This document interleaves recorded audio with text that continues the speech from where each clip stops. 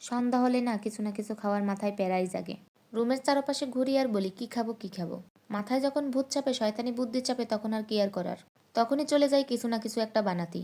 সন্ধ্যা থেকে কি বানাইলাম, কি খাইলাম, কি করলাম থাকছে আজকে এই ভিডিওতে।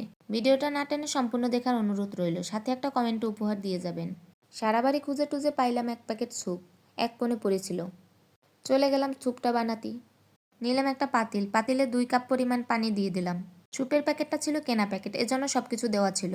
বানিয়েটা নিয়ে খেয়ে নিলাম। খেয়েটাই বলতেছি আর কি করা যায়। হঠাৎ মাথায় এলো ফ্রিজে কয়েকটা কলা ছিল, কলা দিয়ে কিছু একটা বানিয়ে নেওয়া যাক।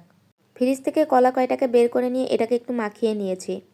তারপর কলার মধ্যে 2 কাপ পরিমাণ ময়দা দিয়ে দিলাম, সাথে একটা ডিম দিয়ে দিলাম, সাথে একটু চিনি দিয়ে দিলাম, সাথে একটু ভ্যানিলা ফ্লেভারও দিয়ে দিলাম, যাতে গন্ধটা, ডিমের গন্ধটা না বের হয় আর কি। সাথে একটু লবণ অ্যাড করে দিলাম।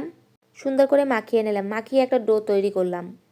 জানি না ফ্লেভারটা কেমন আসবে, খাতি কেমন লাগবে। বানিয়ে তো নিলাম। যে মাখাচ্ছি এতেই ফ্লেভারটা ভালোই মাশাল্লাহ বের হচ্ছে, কিন্তু তারপরও জানি না কেমন হবে খাতি। সাথে কোনো পানি অ্যাড করি নাই, ময়দায় কম হয়ে গেছিলো, সাথে আবার একটু ময়দা অ্যাড করে নিলাম। তারপরে ভাবতেছিলাম এটা দিয়ে কেক তৈরি করব না কি অন্য কিছু তৈরি করব। চট করে মাথায় একটা বুদ্ধি এলো, পাতিলে তেল দিয়ে কিছু একটা করি। তারপরে পাতিলে তেল দিয়ে ছোট ছোট করে এগুলোকে দিয়ে দিলাম। দিয়ে হালকা করে একটু লাল লাল করে ভেজে নিব। মাঝে মধ্যে দেখতাম কি আম্মু হুটহাট করে এরকম সাধারণভাবে খাবার তৈরি করে নিত। হঠাৎ করে আম্মুর কথা মনে পড়ে গেল যে আম্মু এরকম তো সাধারণভাবে তৈরি করে নিত, তাইলে আমি একটু ট্রাই করি। ভালো হোক না খারাপ হোক, তাই ট্রাই করতে তো আর অসুবিধা নেই, তাই ট্রাই করে নিলাম। নাম জানি না, কিন্তু এক অজানা খাবার। খাবার তৈরি করতে করতে হঠাৎ করে মায়ের কথা মনে পড়ে গেল। মা সন্ধ্যা হলেই আমাদের এরকম কিছু না কিছু বানিয়ে দিত।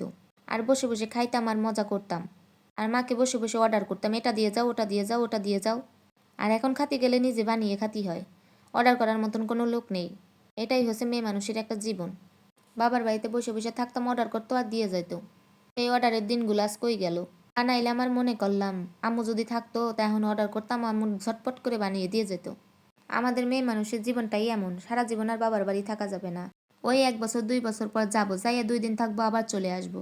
শ্বশুর বাড়িতে আইসা যা খাও নিজে নিজে বানিয়ে খাও, কেউ জিজ্ঞাসা করবে না যে এটা খাবা ওটা খাবা, বা কিছু একটা বানিয়ে দিব বা বসে বসে অর্ডার করব।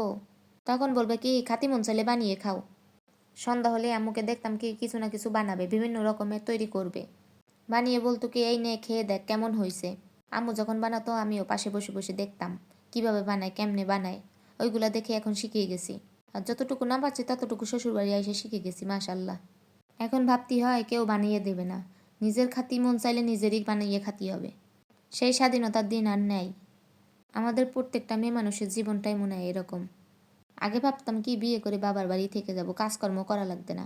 যাই হোক, ভিডিওটি ভালো লাগলে লাইক কমেন্ট শেয়ার দিয়ে পাশে থাকবেন।